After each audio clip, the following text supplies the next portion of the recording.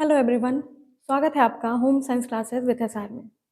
दोस्तों, आज की क्लास में हम फूड सर्विस सिस्टम के बारे में पढ़ेंगे।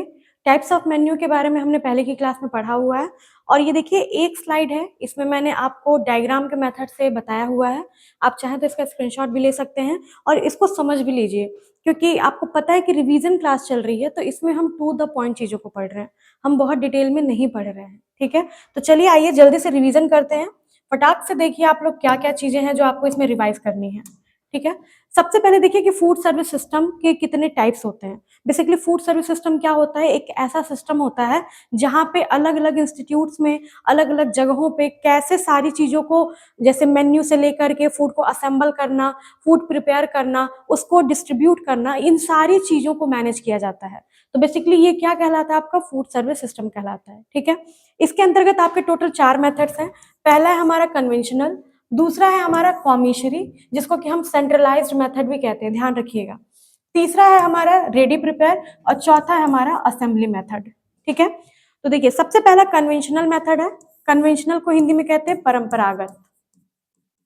परंपरागत नाम से ही पता चल रहा है, ये एक ट्रेडिशनल मेथड है। ठीक है, पुरानी जैसे पहले से जो चीजें चली आ रही हैं, ये सारी चीजें तो लगभग लगभग नहीं मैं कह सकते हैं, लेकिन ये क्या है, हमारी पुरानी परंपरागत तौर पे चली आ रही है। इसमें क्या होता है, बेसिकली ट्रे सर्विस का यूज होता है और ये स्मॉल स्केल होता है। ठीक है, ट्रे सर्विस का मतलब क्या है कि आपको आपने देखा होगा कि स्कूल वगैरह में पहले या फिर रेस्टोरेंट्स वगैरह में जो ट्रे सर्विस, ट्रे में खाना दिया जाता था, ट्रे में सर्व करना, ये सारी चीजें यूज होती हैं। हॉस्टल का जो मेस होता है वहां पर भी क्या होता है, वहां पर भी ट्रे सर्विस यानी कि प्लेट सर्विस लगभग लगभग चलती है।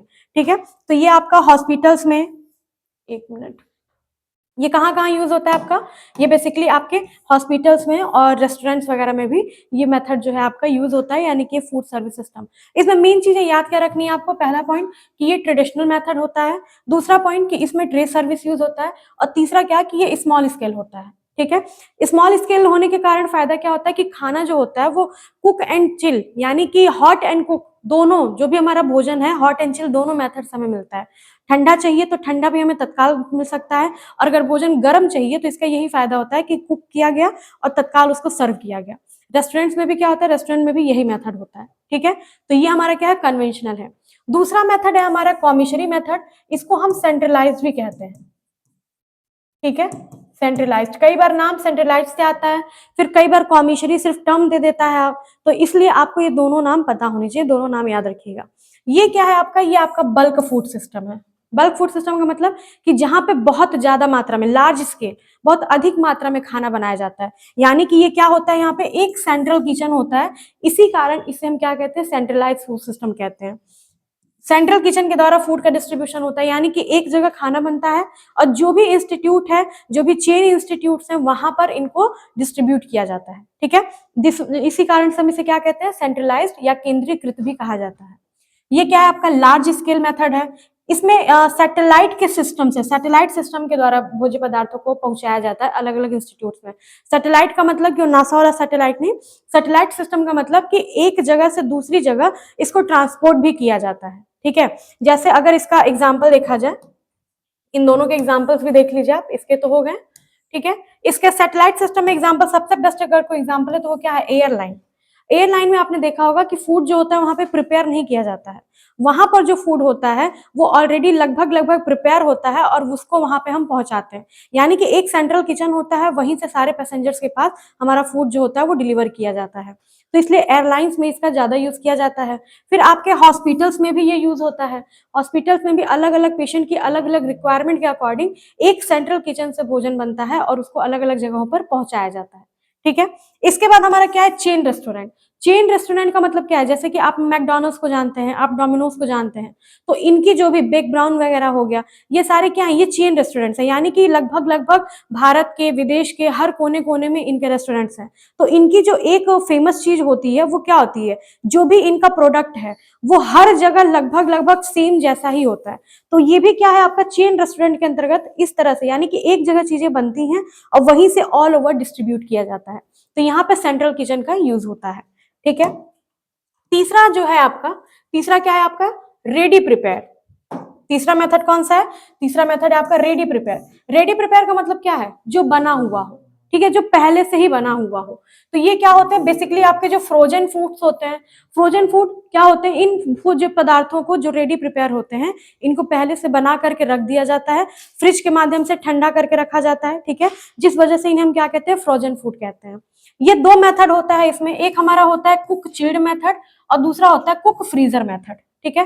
कुक चिल्ड मेथड में क्या करते हैं, भोज्य पदार्थों को एकदम लो टेम्परेचर पे रख दिया जाता है, उसको बल्क में भी रख सकते हैं और इंडिविजुअल भी अलग अलग सेपरेट टाइप से हम भोज्य पदार्थों को रखते हैं। तो ये हमारा क्या है, कुक चिल्ड मेथड होता है।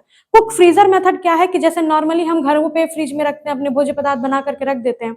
एक चीज इसमें आपको क्या याद रखना है, इसमें क्रायोजेनिक मेथड का यूज होता है, ठीक है, इसमें क्रायोजेनिक मेथड का यूज होता है। और इसी बार के पेपर में 2024 का जो रीनेट एग्जाम हुआ था, उसमें एक क्वेश्चन आया था कि निम्न में से कौन सी क्रायोजेनिक गैस है, ठीक है। तो ये क्रायोजेनिक टर्म जो है वो आपका बेसिकली फ्रीजर से रिलेटेड है, और सबसे हल्का क्या था उसमें, हीलियम, ठीक है। हीलियम क्या है, क्रायोजेनिक गैस है जो सबसे हल्की है, ठीक है। तो इसलिए इसको याद रखिएगा। तो दो मेथड है, इनका भी यूज कहाँ कहाँ होता है, बेसिकली हॉस्पिटल्स में, रेस्टोरेंट्स में, और हम घरों पर भी यूज करते हैं, नॉर्मल हमारे घरों पर भी।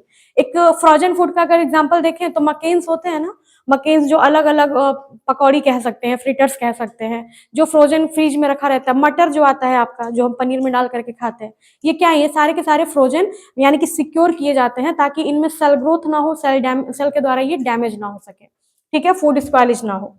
चलिए, अगला है हमारा असेंबली सर्विस। चौथा क्या है, चौथा है हमारा असेंबली। असेंबली का मतलब क्या होता है, असेंबली का मतलब कि एक जगह असेंबल करना, इकट्ठा करना, ठीक है। तो यहाँ पे क्या होता है कि जो भी हमारा भोज्य पदार्थ होगा वो फुल्ली प्रिपेयर्ड होता है, ठीक है। यहाँ पे क्या था, रेडी प्रिपेयर्ड था, यानी कि चीजें आधा तैयार हैं और आपको जब खाना होगा, जब भी उसकी जरूरत होगी, तो आप उन चीजों को गर्म करके खा सकते हैं, ठीक है। लेकिन असेंबली सर्विस में क्या होगा, फुल्ली प्रिपेयर्ड होता है, भोजन यहाँ पे पूरी तरह से प्रिपेयर होते हैं। कहाँ कहाँ ये यूज होता है, आपका कैंटीन में यूज होता है, स्कूल्स के जो कैंटीन्स होते हैं, इसके साथ ही साथ मार्केट वेंडर्स जो होते हैं, वहां पे भी इनका यूज किया जाता है, ठीक है। और साथ ही साथ जो भूजा होता है, ठीक है, भूजा एक एग्जाम्पल ले सकते हैं हम इसका, ये क्या होता है, ये प्रिपेयर होता है, ठीक है। और सबसे बेस्ट एग्जाम्पल इसका गोलगप्पा, गोलगप्पा तो सबको पसंद है। गोलगप्पा में क्या होता है, पूरी तरह से ये क्या होता है, रेडी होता है, बस इसको असेंबल करके दे देना होता है, ठीक है। भोज्य पदार्थ सारा रेडी होता है, हमें असेंबल करके देना होता है। तो बेसिकली ये था, बहुत छोटा सा टॉपिक था आपका, है कि वैसे तो ये है बहुत बड़ा कॉन्सेप्ट आपका, ठीक है, लेकिन इसको बहुत शॉर्ट में और एक स्लाइड में आपको बता दिया गया है। तो आप इसको जरूर देख लीजिएगा, एक बार रिवाइज एग्जाम से देने जाने से पहले जरूर कर लीजिएगा, क्योंकि क्वेश्चन जैसे टाइप्स ऑफ मेन्यू में आते हैं, इससे भी same as it is question आते हैं आपके, ठीक है। तो अगर अच्छा लगा हो तो लाइक शेयर सब्सक्राइब कर दीजिएगा। Thank you so much.